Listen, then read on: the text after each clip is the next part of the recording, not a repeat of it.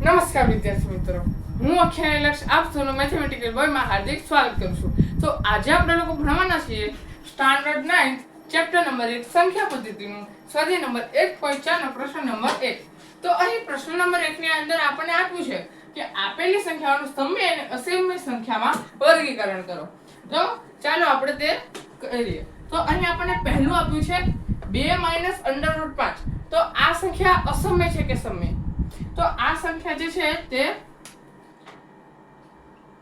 અસમય છે. તેનું કારણ કે √5 જે છે તે કોઈ સંખ્યાનો સ્ક્વેર નથી, એટલે કે વર્ગ નથી. એથી 5 નું વર્ગમૂળ પોઈન્ટમાં આવશે પ્લસ આ જે -2 છે, સોરી 2 જે છે તેમાંથી જે પોઈન્ટની જે સંખ્યા આવે તેની બાદબાકી કરતા જે પોઈન્ટમાં આવશે જે અસમય સંખ્યામાં આવે છે, જેથી આપેલ સંખ્યા અસમય છે. તો ત્યારબાદ બીજું છે કાઉન્સમાં 3 +√23 અને કાઉન્સ પૂરો -√23. તો મિત્રો આ સંખ્યા સમય છે. હવે તમે કહેશો કે આની અંદર પણ √ છે, તો આ સંખ્યા સમય કઈ રીતે? તો આપણે આગળના ધોરણમાં ભણી ચૂક્યા છીએ કે જ્યારે કોઈ પણ એક પદ માઈનસ હોય અને એક પદ પ્લસ હોય અને જો તે બંને પદ સમાન હોય તો તે બંને પદ ઉડે છે. તો અહીં -√23 અને +√23 કટ થતા અહીં આપણને ખાલી 3 મળે છે અને 3 એ સમય સંખ્યા છે. તો હવે આપણને અહીં ત્રીજું આપ્યું છે.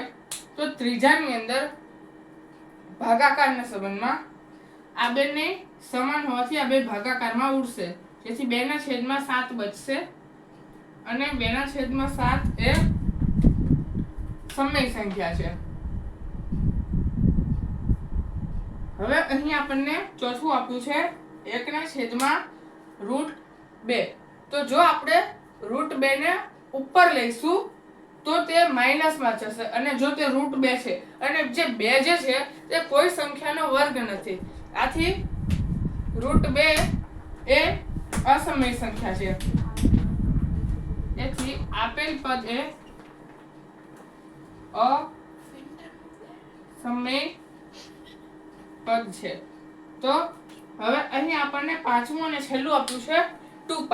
તો મેં તમને થિયરીના વિડીયોમાં કહ્યું હતું કે પાઈ એ અસમય સંખ્યા છે. હા, પાઈ નું મૂલ્ય જે છે 22/7 અને 3.14 તે સમય સંખ્યા છે, પણ પાઈ જે છે તે અસમય સંખ્યા છે અને 2 છે એ સમય સંખ્યા છે. એથી આપેલ પદ એ પણ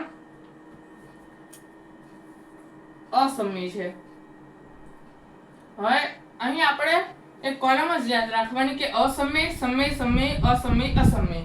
તો આની સાથે જ અહીં આપણો સ્વાધ્યાય નંબર 1.4 નો પ્રશ્ન નંબર 1 પૂર્ણ થાય છે. જો તમને મારો વિડીયો ગમ્યો હોય તો મારા વિડીયોને લાઈક કરજો, શેર કરજો અને સબસ્ક્રાઇબ કરજો. ધન્યવાદ.